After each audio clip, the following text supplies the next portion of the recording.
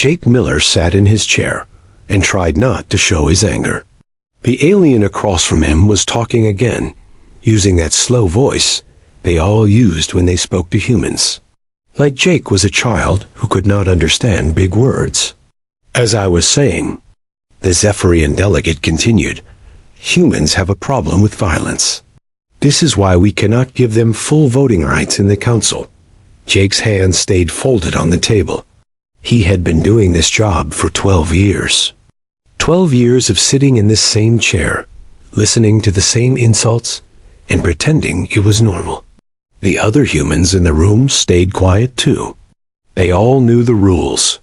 Captain Lisa Brooks watched from her ship through the video feed. She commanded the human escort vessel that brought diplomats to these meetings. Her crew was good at their jobs, but she could see the anger in their eyes when they watched these council sessions. The aliens talked to humans like they were pets, who had learned to speak. The recent incident on Kepler Station shows this clearly, the Altarian speaker added. Her crystal-like face reflected the chamber lights as she spoke. 3 humans were involved in a fight with Kavani citizens. This proves they cannot control themselves. Jake wanted to laugh, but he kept his face calm. The incident, she talked about, was 3 human workers defending themselves when a group of Corvani had cornered them in an alley. The security footage showed everything, but somehow the council only saw the part where the humans fought back. Dr. Alex Carter sat in the observer section, taking notes like he always did. He was a scientist who studied alien behavior, and he had spent 20 years watching how different species treated humans. He wrote down every insult, every dismissive gesture, every time they were ignored or pushed aside. The patterns were clear. Humans got the dangerous jobs that other species did not want. Human colonies were last to get emergency supplies when disaster struck. Human trade ships were searched and delayed, while alien vessels passed through checkpoints without question. But humans endured it all. They smiled and said, "Thank you," when aliens gave them scraps. They apologized when aliens were rude to them.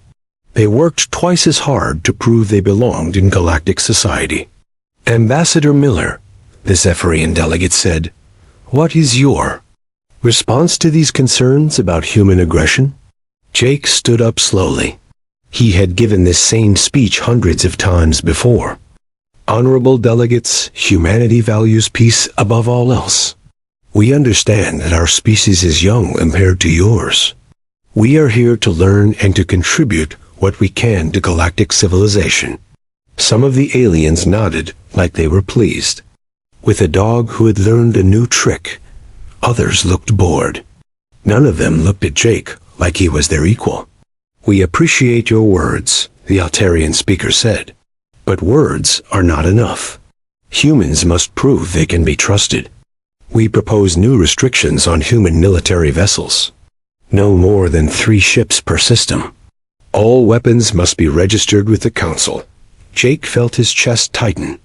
These restrictions would leave human colonies defenseless against pirates and raiders. But he kept his voice steady. "We will consider your proposal and respond within the standard time frame. There is also the matter of the trade routes," another alien added. This one was from the Corvani Empire, and his voice carried the arrogance that his species was famous for. Human ships have been using the Centauri Passage without proper permits. Jake knew this was a lie. Human ships had been using that route for 30 years with full documentation. But 6 months ago, the Corvani had decided they owned the passage and started charging new fees. Fees that only applied to human vessels. "We have all the required permits," Jake said calmly. "Old permits," the Corvani delegate replied with a dismissive wave. "The regulations have changed. All human vessels must now pay the security fees." The security fees would make trade impossible for most human merchants. The Corvani knew this. They wanted to push humans out of the profitable trade routes and keep them for themselves. Lisa Brooks turned off the video feed and walked away. From the screen, She could not watch anymore. Her hands were shaking with anger, and she needed to calm down before her crew saw her lose control. She found her second in command, Commander Roy Phillips, in the engine room. He was checking systems that did not need checking, but she knew he did it when he was upset. They all found ways to deal with the frustration. Same as always? Roy asked, without looking up from his console. Worse, Lisa replied. They want to limit our military ships now. 3 per system. Roy's jaw tightened. That would leave the outer colonies completely exposed. I know. How long are we going to keep taking this? Lisa looked at her friend and officer. Roy had been with her for 8 years. He had watched human dignity get trampled in meeting after meeting. He had seen good people humiliated for the crime of being born human. As long as we have to, she said quietly. Earth's orders are clear. We maintain diplomatic relations no matter what. Roy nodded, but she could see the doubt in his eyes. How long could they keep bending before they broke completely? Back in a council chamber, the meeting continued. The aliens discussed new rules for human behavior, new restrictions on human trade, new ways to keep humanity in its place. Jake sat through it all, taking notes, asking polite questions, and never once raising his voice. Dr. Carter watched from the observer section and continued writing in his notebook. He had filled dozens of books over the years, documenting every insult and every injustice. Sometimes he wondered why he bothered. Nothing ever changed, but he kept writing anyway. Some part of him believed that someday, someone would want to know exactly how it had happened. How humanity had been pushed and pushed until something had to give. The meeting ended with the usual closing ceremony. The aliens congratulated themselves on another successful session of keeping the peace. Jake packed his papers and prepared to return to his ship.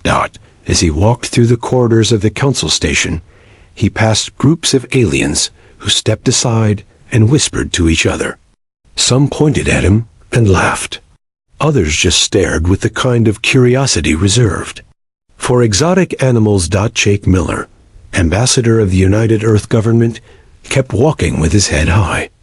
Behind him, the weight of 37 years of accumulated insults and injustices pressed down on humanity's shoulders. But humans were strong. They could carry the weight a little longer. They always could. The emergency signal came at 3 in the morning, ship time. Admiral Karen Walsh was pulled from her sleep by the harsh sound of the alarm. She had been dreaming of Earth, of the small farm where she grew up. Now she was awake in the cold metal of her flagship, listening to words that made her blood freeze. New Montana colony under attack. Orbital bombardment in progress. Civilian casualties heavy. Requesting immediate assistance. Karen was dressed and running to the bridge before the message finished playing. New Montana was a farming colony on the edge of human space. 50,000 people lived there, growing food that fed a dozen other human worlds. It was peaceful, defenseless, and very far from any military protection. Get me Commander Phillips, Karen ordered as she reached the bridge. Roy Phillips commanded the rescue fleet, and he was the best officer she had for this kind of emergency. Admiral, Roy's voice came through the communication system. I have 6 ships ready to jump. We can be there in 18 hours. Do it. Maximum speed. Karen watched the star streak past as her own ship followed the rescue fleet toward New Montana. 18 hours felt like 18 years. The colony had stopped sending messages after the first distress call. That was never a good sign. She tried to think of reasons why the Kravani Empire would attack New Montana. The colony had no military value. It had no strategic resources. It was just farmers trying to make a living in the empty space between the stars. But Karen had been a military officer for 25 years. She knew that sometimes the reason for an attack was simply that someone thought they could get away with it. The rescue fleet dropped out of hyperspace. and found a graveyard. New Montana's 3 small cities were burning craters. The orbital farms were twisted metal floating in space. The communication arrays were silent. Roy Phillips led the first landing party down to what had been the capital city. His report came back 2 hours later, and Karen had to sit down when she heard it. Confirmed civilian casualties in the thousands. Residential areas were targeted first. No military installations were hit. This was not a military operation, Admiral. This was murder. Karen closed her eyes and tried to control her breathing. She had seen war before, but this was different. This was the systematic killing of innocent people for no reason except cruelty. Evidence? She asked. Plenty. The Corvani left their ship signatures all over the system. They did not even try to hide what they did. And Admiral, there is something else. We found mining equipment. Mining equipment? Corvani quantum crystal miners. They were setting up operations before the bodies were even cold. This whole attack was about taking the crystal deposits under the colony sites. Karen felt something cold settle in her stomach. The Corvani had murdered 50,000 humans to steal their land, and they had done it openly, without fear of consequences. 3 days later, Ambassador Jake Miller stood before the Galactic Council with evidence of the massacre. He had video recordings, ship sensor logs, and testimony from the few survivors. The proof was overwhelming and undeniable. Honorable delegates, Jake began, his voice steady despite the rage burning in his chest. I present evidence of an unprovoked attack on a civilian colony by forces of the Corvani Empire. The Corvani delegate stood up immediately. His name was War Commander Thek, and he was everything Jake hated about his species. Arrogant, cruel, and completely without shame. The Corvani Empire acted to neutralize a terrorist threat, Thek announced. The human colony was harboring insurgent elements that threatened the stability of the sector. Jake felt his hands shake. War Commander, 50,000 civilians are dead, including 15,000 children. What possible terrorist threat could children pose? Human children grow up to be human adults, Thek replied with a casual shrug. The threat was eliminated before it could develop. The casual way he said it made Jake's vision blur with anger, but he forced himself to stay calm and professional. I have complete sensor logs showing that no weapons were found on New Montana, no military installations, no evidence of any terrorist activity. This was genocide, pure and simple. The Altarian speaker, Velthara, made a show of examining the evidence. Her crystal face reflected the chamber lights as she pretended to consider the data. These are serious accusations, she said finally. The council will need time to review all the evidence thoroughly. How much time? Jake asked. These matters cannot be rushed. Perhaps 6 months to complete a proper investigation. 6 months. Jake knew what that meant. 6 months for the evidence to be buried in committee. 6 months for other crises to distract attention. 6 months for everyone to forget about the humans who died on New Montana. In the meantime, Velthara continued, we must commend War Commander Thek for following proper threat assessment protocols. The Corvani Empire has shown admirable restraint in limiting their response to the actual threat level. Several alien delegates nodded in agreement. Jake stared at them in disbelief. They were calling the murder of 50,000 innocent people admirable restraint. Lieutenant Nina Foster sat in the communication center of the orbital station, listening to the council session through her headset. Her brother had been a teacher on New Montana. He had moved there 2 years ago to help set up schools for the colony children. His name was on the casualty list. Nina's hands clenched into fists as she listened to the aliens discuss her brother's death like it was a minor administrative matter. She thought about the last message he had sent her, talking about his students and how excited they were about the new playground equipment that had just arrived. Now those children were dead. The playground was a crater. And the aliens were congratulating the killers for their restraint. Captain Steve Adams was delivering medical supplies to nearby colonies when he heard about New Montana. Steve had grown up there before joining the Merchant Marine. His parents were buried in the cemetery outside the capital city. The cemetery was gone now, along with everything else. Steve sat in his ship's cargo hold, surrounded by medicine and food meant for colonies that might be next on the Corvani target list. He wondered how long it would be before another terrorist threat needed to be eliminated. Dr. Alex Carter watched the council session from the observer gallery and wrote in his notebook. But this time, his notes were different. This time, he was not just recording insults and dismissive gestures. This time, he was recording the moment when patience became complicity. The council session ended with a vote to thoroughly investigate the New Montana incident. The vote was postponed indefinitely when the Corvani delegate objected to the wording of the resolution. Jake Miller packed his papers and prepared to return to Earth with the news. He would have to tell his superiors that the Galactic Council had responded to genocide with bureaucratic delays and congratulations for that. Murderers. As he walked through the station corridors, Jake passed groups of aliens who were already talking about other things. New Montana was yesterday's news. Dead humans were forgotten before they were even buried. But Jake would not forget. None of the humans would forget. Admiral Karen Walsh stood on the bridge of her flagship, watching the stars. Somewhere out there, War Commander Thek was probably planning his next terrorist threat elimination. Somewhere out there, more human colonies were waiting for protection that might never come. Karen had spent her entire career following orders, maintaining diplomatic relations, and trusting the system to work. But the system had just told her that human lives were worth less than Corvani mining rights.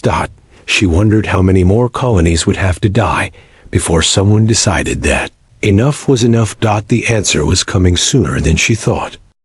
Captain Steve Adams checked his cargo manifest one more time before entering Deltan space. His transport ship carried medical supplies for the refugee camps on Delta Prime. Thousands of Deltan civilians were dying from a plague that their own government could not stop. The Human Medical Relief Organization had spent months gathering these supplies. Antibiotics, pain medication, surgical equipment, and vaccines that could save lives. Steve's ship was one of 12 human vessels bringing aid to the suffering Deltans. "Captain," his navigator called out, "we have company."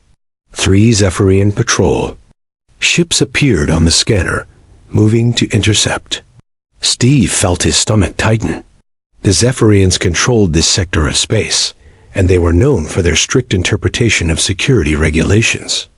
"This is Patrol Leader Zex of the Zephyrian Defense Force," came the cold voice over the radio. "Human vessel, you will stop your engines and prepare for inspection." Steve activated his communication system. "Patrol Leader, this is Captain Adams of the merchant vessel Hope's Light. We are carrying humanitarian aid for the Deltan plague victims. Our cargo is medical supplies only. All cargo must be inspected for security threats. You will comply immediately." Steve had no choice. 3 armed patrol ships against 1 unarmed transport was not a fight he could win. He shut down his engines and waited as the Zephyrian boarding party came aboard. The inspection took 6 hours. The Zephyrians examined every crate, every bottle of medicine, every piece of equipment. They ran tests on random samples and questioned Steve about every item in his cargo hold. Finally, Patrol Leader Zex made his announcement. "This cargo contains potential security risks. It will be confiscated for detailed analysis." "What security risks?" Steve demanded. "These are medical supplies for plague victims. Human medical technology could be used to create biological weapons. Zex replied with no emotion in his voice. The cargo will be held at our security facility until analysis is complete. How long will that take? Standard procedure requires 90 days minimum. 90 days. The plague victims on Delta Prime would be dead in 2 weeks without these supplies. Steve felt anger rising in his chest, but he forced himself to stay calm. Patrol leader, people are dying right now. These supplies could save thousands of lives.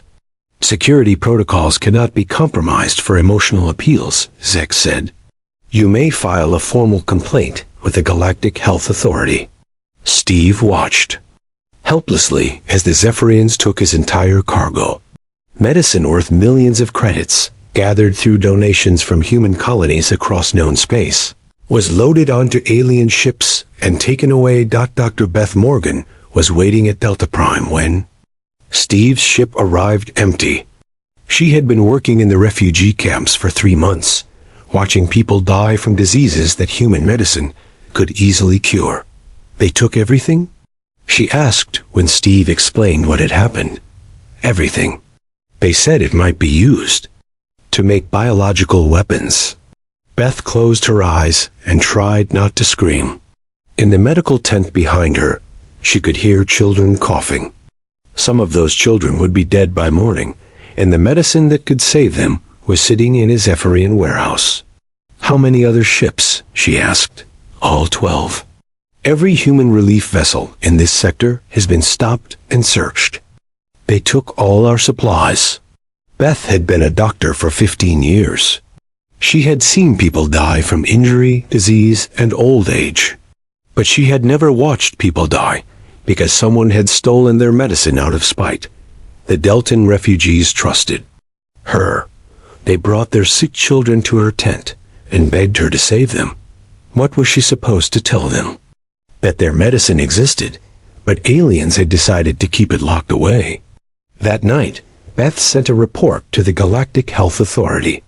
She described the plague, the urgent need for medicine, and the Zephyrian confiscation of humanitarian supplies. She attached medical data showing that hundreds of people would die without immediate treatment. The response came back 3 days later. The health authority would look into the matter and coordinate with security forces to ensure proper protocols were followed. Meanwhile, the death toll on Delta Prime continued to rise. 2 weeks later, Ambassador Jake Miller sat in the Galactic Council chambers for another routine session. He had filed formal complaints about the medical supply seizures, but he knew they would be ignored like all his other complaints. Speaker Valfara stood at her podium, her crystal face reflecting the chamber lights as she spoke. The Council recognizes the exemplary work of the Zephyrian Defense Force in maintaining sector security. Jake felt his jaw clench. The exemplary work she was praising had led to the deaths of over 2,000 Deltan civilians in the past week. Patrol Leader Zex and his forces have shown remarkable diligence in preventing potential biological weapons from falling into the wrong hands, Velfara continued. Their thorough inspection of suspicious cargo has undoubtedly prevented countless security breaches. A ripple of applause went through the chamber. Jake stared at the alien delegates, clapping for the systematic murder of innocent people. The Council particularly commends the Zephyrians for their emotionally neutral approach to security matters, Velfara added. Unlike some species, they do not allow sentiment to cloud their judgment. The implied criticism of human emotional responses to genocide and plague was clear. Several delegates looked in Jake's direction and smiled. Jake stood up slowly. Speaker Velfara, may I respond to these commendations? Of course, Ambassador Miller. Please share your thoughts on Zephyrian security excellence. Jake looked around the chamber at all the alien faces watching him. Some looked bored, others amused. None of them looked like they cared about the thousands of people dying while medicine sat locked in Zephyrian warehouses. I want to thank Patrol Leader Zex for his thorough work, Jake said, his voice carefully controlled. His actions have certainly demonstrated the true nature of galactic civilization. Several aliens nodded, missing the sarcasm completely. However, Jake continued, I feel I should inform the Council that over 2,000 Deltan civilians have died from the plague, while their medicine remains in Zephyrian custody. Unfortunate, Belthara replied with no emotion. But security must take priority over convenience. Convenience? Jake repeated. We are talking about children dying from preventable diseases. Emotional appeals will not change security protocols. Patrol Leader Zex spoke from his section. Human medicine could easily be modified to create biological weapons. The risk is unacceptable. Have your tests found any evidence of weapons? Jake asked. Testing is ongoing. It has been 3 weeks. How long does it take to test medicine? As long as necessary to ensure safety. Jake realized he was arguing with people who had already decided that human suffering was acceptable collateral damage for their power games. The Zephyrians did not care about biological weapons. They cared about showing humans their place. The session continued with other business. Trade disputes, territorial agreements, and resource allocation discussions. The deaths on Delta Prime were not mentioned again. After the session ended, Jake walked through the station corridors toward his ship. Behind him, he could hear aliens laughing and talking about dinner plans. The 2,000 dead Deltans were already forgotten. In his quarters that night, Jake sat at his desk and stared at a blank message form. He needed to send a report to Earth about the council session. But for the first time in his career, he did not know what to write. How do you explain that the galactic community has decided your species does not matter? How do you report that genocide is called admirable restraint and letting children die of plague is praised as security excellence? Jake began typing slowly. His words were careful and diplomatic, as always. But between the lines, his message was clear. The system was broken. Patience was no longer a virtue. It had become complicity in murder. At 0347 hours Earth time, President Helen Cruz received Jake's coded message. She had been expecting it for months, but she had hoped it would never come. The message was short. Diplomatic solutions exhausted. Recommend transition to Protocol 7. Helen sat in her office and looked out at the lights of the sleeping city. Somewhere out there, families were going about their normal lives, unaware that their government was about to make a decision that would change everything. Protocol 7 had been developed in secret, prepared for the day when patience was no longer possible. When the choice came down to fighting back or watching humanity slowly die under alien oppression, Helen picked up her secure phone and began making calls. 37 years of human patience was about to end. The first sign that something had changed came when Admiral Karen Walsh's fleet began to move.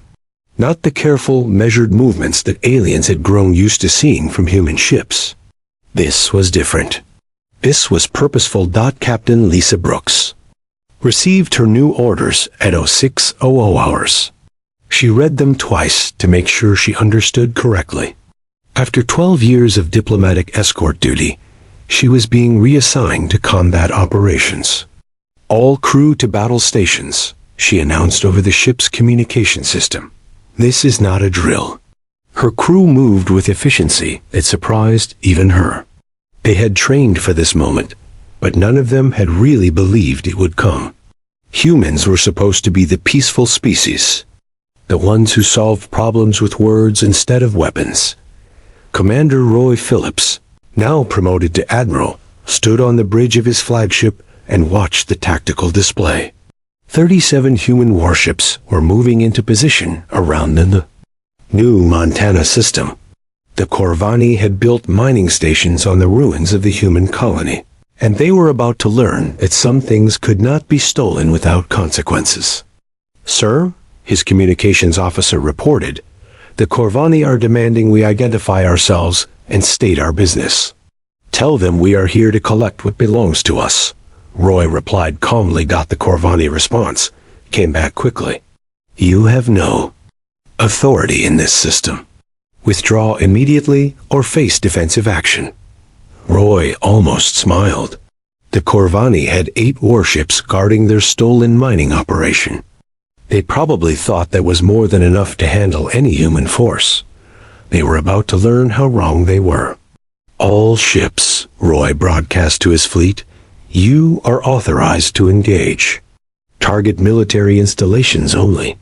Minimize damage. To mining equipment, we will need it later.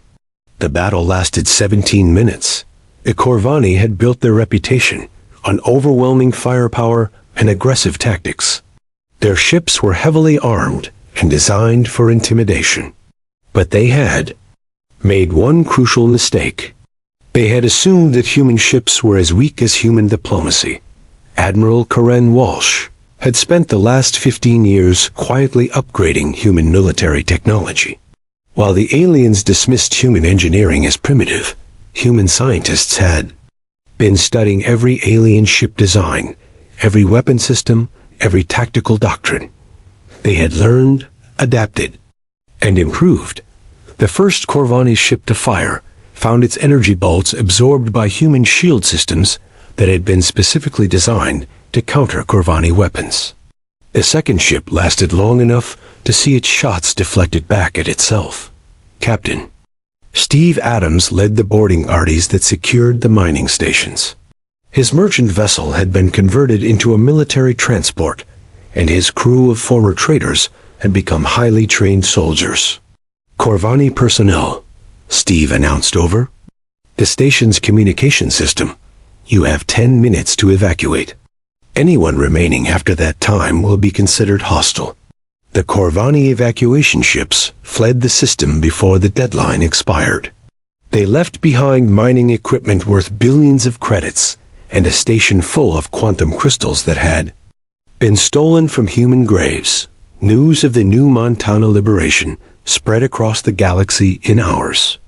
The impossible had happened. Humans had won a military victory against a major alien power. War Commander Thek, the Corvani officer who had ordered the original massacre, received the news while reviewing plans for his next security operation. His target was a human agricultural world called Haven, which sat on valuable mineral deposits. Impossible, he declared when his aide briefed him on the battle. Humans do not have real warships. They must have used some kind of trick. Sir, our survivors report that human ships used advanced shield technology and weapons we have never seen before. Survivors always exaggerate. Prepare the fleet for Haven. We will show these humans what real military power looks like. Thek's fleet of 24 warships jumped to Haven 3 days later. They expected to find frightened human farmers begging for mercy. Instead, they found Admiral Roy Phillips waiting for them with 40 human warships. The second battle lasted 9 minutes. Captain Lisa Brooks led the assault on Thek's flagship. Her boarding party found the war commander hiding in his emergency bunker, surrounded by the luxury items he had stolen from human colonies. War Commander Thek, Lisa said as her soldiers secured the bridge. You are under arrest for crimes against humanity. You cannot arrest me, Thek protested. I am a legitimate military officer following legal orders. Legal orders? Lisa repeated.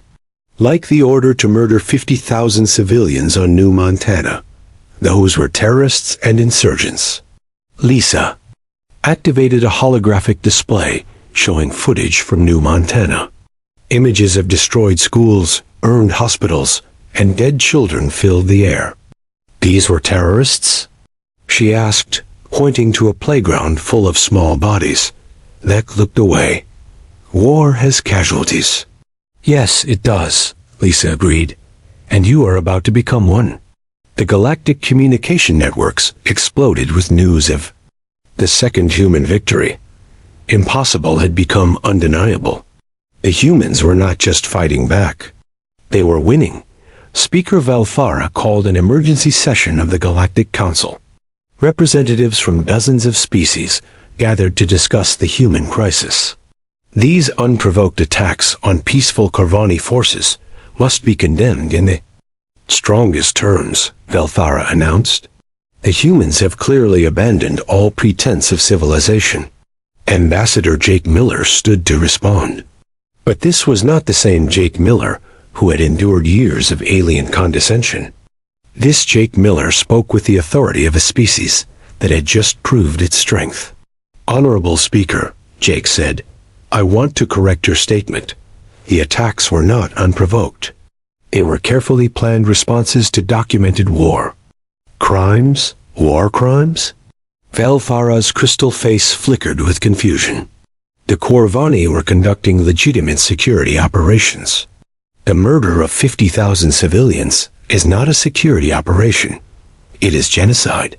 You are being emotional. And dramatic, as always. Jake activated his own holographic display. Images filled the council chamber. Corvani ships bombarding civilian targets. Bodies in the ruins of New Montana. Children dying of plague while medicine sat in Zephyrian warehouses. These images were recorded by your own species, Jake said. Calmly. Every war crime, every act of cruelty, every moment of casual murder has been documented. We have been watching, we have been learning, and we have been preparing. The alien delegates stared at the evidence in stunned silence. They had grown so comfortable with human submission that they had forgotten humans were capable of keeping records. Furthermore, Jake continued, I want to address the Council's response to these crimes. War Commander Vic was praised for admirable restraint after murdering 50,000 people. Patrol Leader Zex was commended for security excellence while children died of preventable diseases. Jake's voice grew harder with each word. For 37 years, humanity has brought evidence of crimes to this council. For 37 years you have ignored, dismissed, and excused every act of violence against human beings. You have made it clear that human lives do not matter to you. Ambassador Miller, Velthara interrupted, surely we can discuss these matters diplomatically. We tried diplomacy, Jake replied. For 37 years, we tried diplomacy. We filed complaints, presented evidence, and pleaded for justice. Your response was to congratulate our killers. Jake looked around the chamber at all the alien faces. Some looked frightened now. Others still seemed confused by this new version of humanity. So let me be very clear about our new position, Jake said. We are no longer asking for your respect. We are no longer begging for justice. We are no longer trusting in your systems. The chamber fell completely silent. From this day forward, humanity will protect itself. We will defend our colonies, secure our trade routes, and ensure the safety of our people, with or without your permission. Jake gathered his papers and prepared to leave. Oh, and one more thing. War Commander Vec is in human custody, awaiting trial for war crimes. If any of you have objections to that, you are welcome to come and take him from us. He walked out of the council chamber, leaving behind 37 years of diplomatic failure and the illusion that patience was always a virtue. The galaxy was about to learn what happened when you mistake human restraint for human weakness. Behind Jake, the alien delegates sat in shocked silence, slowly realizing that the balance of power had just shifted forever. The third Corvani fleet arrived at the Centauri Passage, expecting to find human merchants fleeing in terror. Instead, they found Captain Steve Adams waiting for them with a convoy of armed human vessels. Corvani ships, Steve broadcast on all frequencies, you are entering human-controlled space. State your business or leave immediately. The Corvani commander, General Vex, laughed over the radio. Human-controlled space? You forget your place, monkey. This passage belongs to the Corvani Empire. Actually, Steve replied calmly, according to galactic maritime law, trade routes belong to whoever can keep them secure. We are prepared to keep this route very secure. General Vex's laughter stopped when his sensors picked up the energy signatures of Steve's escort ships. These were not the lightly armed merchant vessels he had expected. These were military ships disguised as traders. You dare threaten the Corvani Empire? Vex demanded. No threats, Steve said. Just facts. This passage has new management. Pay the transit fees, or find another route. What transit fees? Steve sent over a data packet. Security fees for passage through human-protected space. Same rate you charged us, adjusted for inflation. The fees were exactly what the Corvani had been charging human ships, down to the last credit. But now the situation was reversed. General Vex stared at the numbers in disbelief. These fees are outrageous. Really? That's interesting. When we complained about these same fees 6 months ago, your response was that security costs money. Has something changed? Vex realized he was trapped by his own species' logic. He could pay the fees and admit human superiority, or he could fight and risk losing another fleet. He chose to fight. The battle lasted 4 minutes. General Vex's flagship was captured intact, along with its complete database of Corvani military operations. The information inside would prove very useful. Admiral Roy Phillips studied the captured Corvani files in his command center. The database contained detailed plans for attacks on human colonies, communications between Corvani commanders discussing acceptable human casualties, and trade agreements that specifically excluded human participation. How many colonies were Bit planning to hit? Asked his intelligence officer, Lieutenant Nina Foster. 17, Roy replied. All of them chosen for their resource value. The Corvani had a 5-year plan to systematically eliminate human presence in this entire sector. Nina felt her hands clench into fists. Her brother had died on New Montana, the first target in that plan. Now she was looking at the detailed strategy that would have murdered millions more humans. What about the other species? She asked. They knew. Look at this. Roy displayed a communication between Corvani and Zephyrian commanders. The Zephyrians were coordinating their security inspections with Corvani attack schedules. Every time they confiscated human medical supplies, they were leaving colonies defenseless for Corvani raids. The pattern was clear and documented. The major alien powers had been working together to slowly destroy humanity through economic warfare, resource theft, and selective genocide. But they had made one crucial mistake. They had documented everything. Dr. Alex Carter sat in his research facility, uploading 20 years of alien behavioral data to the human military network. Every insult he had recorded, every dismissive gesture, every casual display of alien superiority was now being analyzed by military psychologists. They really thought we were too stupid to notice, he said to his assistant. Notice what, sir? The coordination. The Corvani would attack our colonies. The Zephyrians would delay our relief efforts. And the Altarians would cover it all up in the council. They had a system. Alex pulled up a timeline showing alien actions over the past 5 years. The pattern was undeniable. Every human tragedy had been carefully orchestrated by multiple alien species working together. They thought we were animals who could not learn or plan, he continued. But we learned everything. And now we are going to use their own methods against them. Captain Lisa Brooks led the assault on the Zephyrian supply depot at Rigel Station. The station contained medical supplies confiscated from human relief ships over the past 3 years. Supplies that could have saved thousands of lives.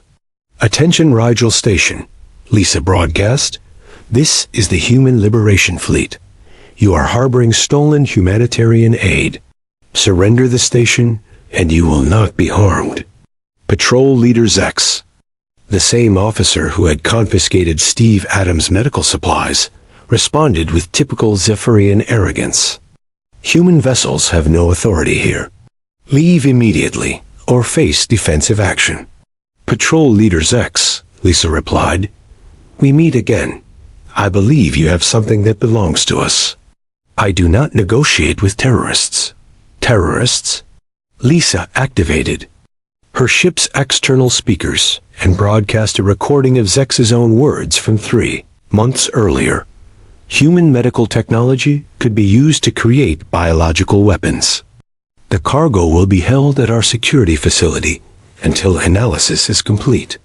The recording continued with Zex explaining how security protocols could not be compromised for emotional appeals, while children died of preventable diseases.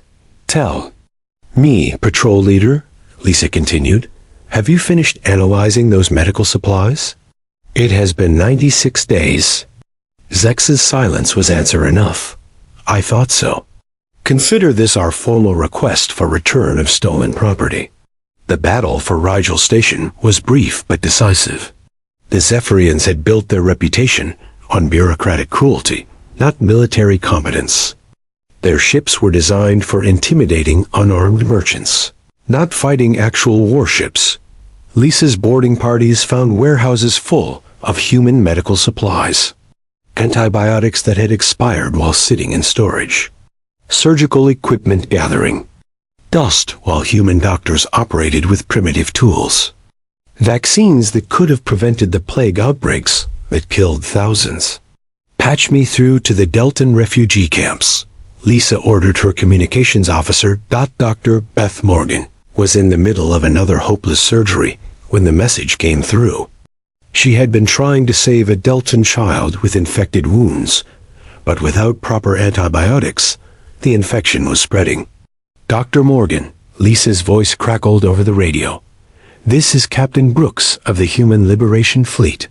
We have recovered your medical supplies. All of them. Beth stopped what she was doing and stared at the radio. All of them? Every crate, every bottle, every piece of equipment the Zephyrians stole. We are loading it onto transport ships now. You should have it within 12 hours. Beth felt tears running down her face. For the first time in months, she would be able to save lives instead of just watching people die. Captain, she said, I do not know how to thank you. Do not thank me, Doctor. Thank the species that taught us the value of keeping detailed records.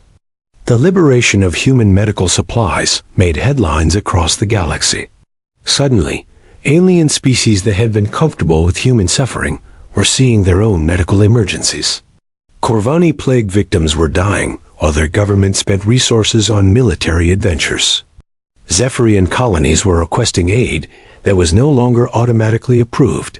Meanwhile, human relief ships were delivering medicine to any species that asked for help. The same supplies that had been stolen from humans were now being freely given to aliens in need. The contrast was impossible to ignore. Ambassador Jake Miller stood before the Galactic Council once again, but this time he was not asking for anything. He was delivering an ultimatum. For 37 years, Jake said, humanity has documented every crime committed against us. Every attack on our colonies. Every theft of our property. Every death that could have been prevented if you had chosen justice over politics. The alien delegates listened in uncomfortable silence.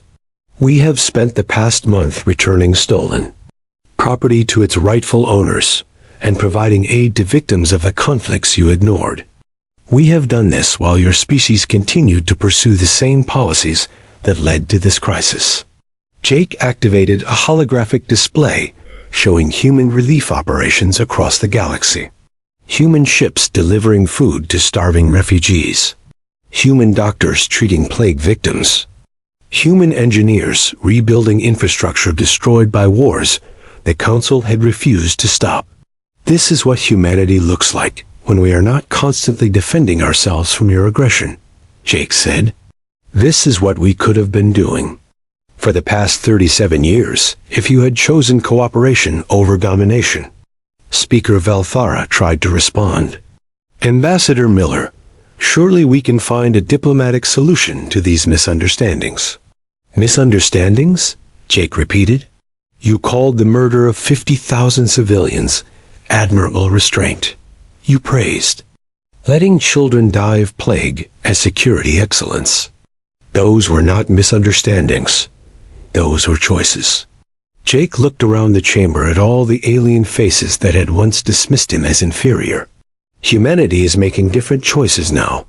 We choose to protect the innocent. We choose to punish the guilty. We choose to build instead of destroy. He paused to let his words sink in. The question is, what will you choose? 6 months after humanity's patience broke, the galaxy looked completely different. Ambassador Jake Miller walked through the corridors of what had once been the Galactic Council building. Now it was the headquarters of the United Species Coalition, and the hallways buzzed with voices speaking dozens of languages. For the first time in decades, small species had representatives walking these halls. The vegan tree people, who had been enslaved by the Corvani for generations, now had their own delegation. The aquatic Shatari, whose ocean worlds had been polluted by Altarian mining operations, were finally free to speak for themselves. Jake stopped at a viewing window and looked out at the station's docking bays. Human ships shared space with vessels from 50 different species. Not just the major powers who had once controlled everything, but the forgotten peoples who had been silenced for centuries. Hard to believe it's only been 6 months, said. A voice behind him. Jake turned to see Admiral Roy Phillips approaching. Roy looked tired but satisfied. Leading a war was exhausting, but winning one brought its own rewards. Sometimes I wonder if we did the right thing, Jake admitted. All those people who died in the fighting. How many died before the fighting? Roy asked quietly. How many died on New Montana? How many died in the plague camps while medicine sat in alien warehouses? How many would have died if we had done nothing? Jake nodded. He had seen the Corvani files captured from General Vex's flagship. 17 human colonies marked for elimination. Millions of people scheduled to die for the crime of existing on valuable planets. The Corvani surrender came through this morning, Roy continued. Official and complete. They are turning over all human territorial claims and paying full reparations for war damages. And the others? The Zephyrians signed. Yesterday. The Altarians are still trying to negotiate, but their economy collapsed last week. They will sign soon enough. Jake watched a small transport ship dock at the station. It carried refugees from the former Altarian slave worlds, people who were finally free to choose their own destiny. What about rebuilding? Jake asked. Captain Brooks is overseeing reconstruction on New Montana. The new cities will be better than the old ones. Dr. Morgan is setting up medical centers on every world that needs them. Captain Adams is running supply convoys to anyone who asks for help. Roy paused and looked out at the busy spaceport. We are not conquering, Jake. We are healing. That was the difference, Jake realized. The old galactic powers had ruled through fear and exploitation. Humanity was building something new based on cooperation and mutual aid. President Helen Cruz arrived at the station later that day for the formal signing of the new galactic charter. She had aged years in the past 6 months, carrying the weight of decisions that had changed the course of history. Any regrets? Jake asked her as they prepared for the ceremony. Helen looked at the charter document spread out on the table before them. It guaranteed representation for every species, protected the rights of small worlds, and established strict penalties for genocide and other war crimes. I regret that it took so long, she said finally. I regret that we waited until millions were dead before we acted, but I do not regret acting. The signing ceremony was held in the main assembly hall. Representatives from 93 different species gathered to witness the birth of a new galactic order. Many of these species had never been allowed in the old council chambers. Speaker Valfara was not present. The former Altarian leader was in prison, awaiting trial for war crimes. War Commander Vec had already been convicted, and sentenced to life imprisonment. Patrol Leader X had disappeared entirely, probably hiding somewhere in the Outer Rim. Dr. Alex Carter sat in the observer section, watching history being made. His notebook was closed for once. After 20 years of documenting alien cruelty, he was finally witnessing alien cooperation. The Corvani representative, a younger officer named Sub-Commander Kale, stood to make a statement. His voice shook as he spoke. The Corvani people acknowledge the crimes committed by our former leadership, he said. We accept full responsibility for the genocide on New Montana and other attacks on human colonies. We pledge to make whatever reparations are necessary and to work toward a peaceful future. It was not enough to bring back the dead, but it was a start. The Zephyrian representative made a similar statement, formally returning all confiscated human property and apologizing for the deaths caused by their security protocols. But the most moving speech came from Captain Lisa Brooks, representing the human military forces. 6 months ago, Lisa said, humanity made a choice. We could continue to endure injustice and hope for gradual change, or we could act, protect the innocent. We chose to act.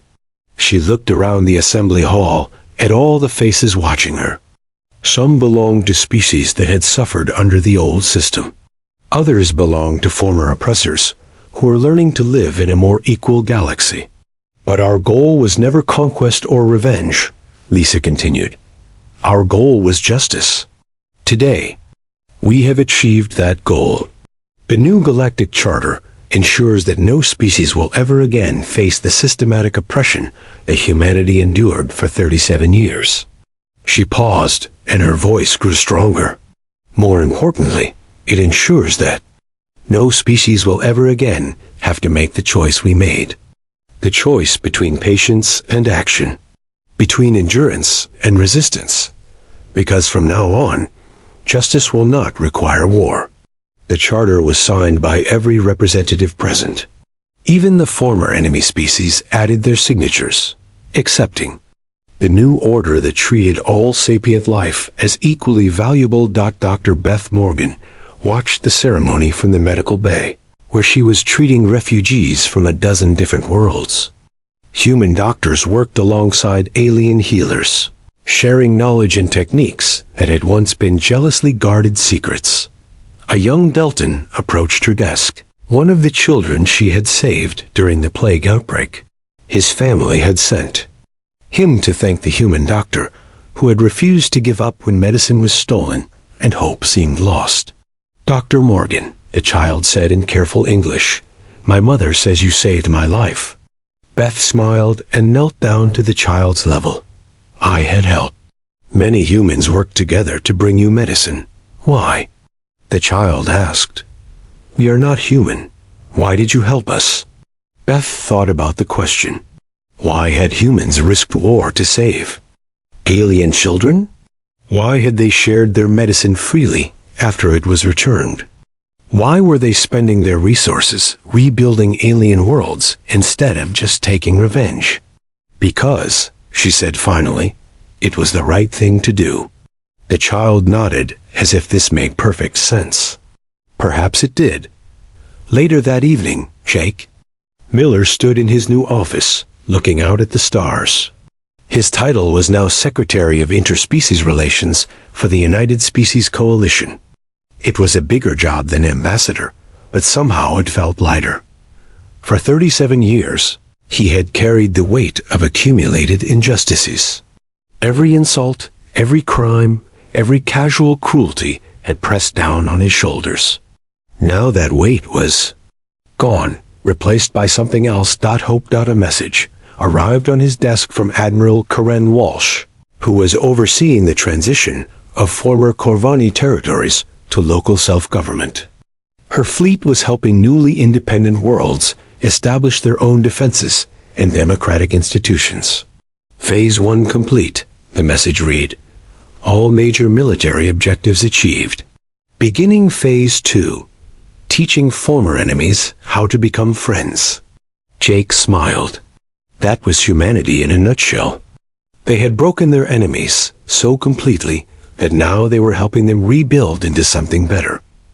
The galaxy would remember this moment forever. A moment when humanity's patience finally broke. But they would also remember what came after. A moment when humanity chose to build instead of destroy, to heal instead of hurt, to forgive instead of revenge. War Commander, Beck had been wrong about one thing. Human children did grow up to be human adults. But that was not a threat to galactic peace.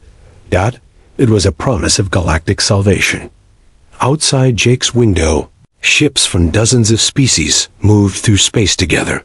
Former enemies working side by side. Former victims helping their oppressors. Learn to be better. The galaxy had learned that humanity's greatest strength was not their capacity for violence. Oh, that was considerable. It was their ability to remember every kindness and every cruelty, and to choose grace over revenge when the choice was finally theirs to make. No species would ever forget the moment humanity's patience finally broke. But more importantly, number species would ever forget what humanity built from the pieces.